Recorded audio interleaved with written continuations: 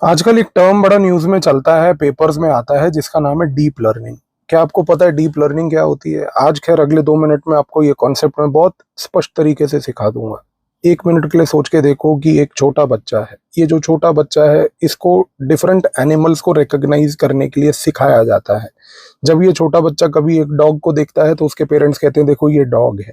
Similarly जब वो एक कैट को देखता है तो उसके पेरेंट्स कहते हैं देखो ये कैट है। इसी तरीके से जब उसके मेंटल इमेज में एक डॉग और एक कैट की इमेज बैठ जाती है और फिर कल को लेट से उसके पेरेंट्स उसको एक तीसरा एनिमल दिखाते हैं, तो बच्चा क्या करता है? वो सबसे पहले कोशिश करता है ये देखने की कि क्या ये एनिमल जिसको मैंने देखा इसके कोई सिमिलर फीचर्स डॉग और कैट की तरह है या नहीं है। अगर नहीं है तो उसके लिए एक लर्निंग होती है कि ये शायद एक नया एनिमल है विच इज लाइक से अ चीता। तो इस कॉन्टेक्स्ट में क्या हुआ, एक बच्चा over a period of time with multiple exposures to different animals नई नई चीजें सीखता है।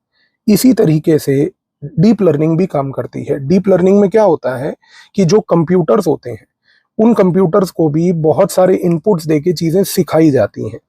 कि कंप्यूटर्स के तहत इनपुट देके ये सिखाया जाएगा कंप्यूटर को कि let's say there are 10,000 types of different dogs, उनकी अलग अलग इमेजेस दिखाई जाएंगी।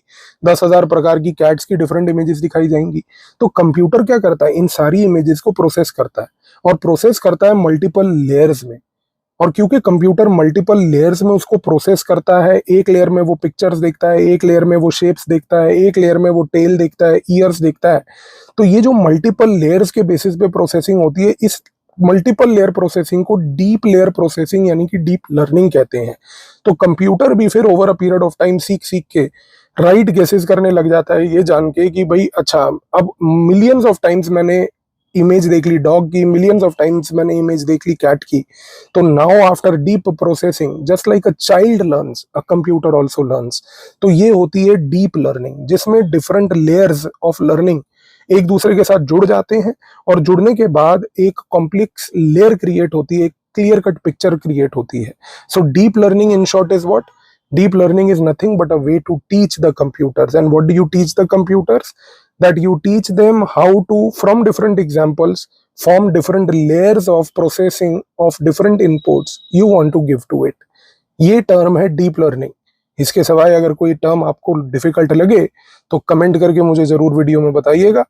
अगले दिन उसी का वीडियो मैं आपके लिए बनाऊंगा ताकि आपको वो टर्म के बारे में कंप्लीट क्लैरिटी हो। Thank you.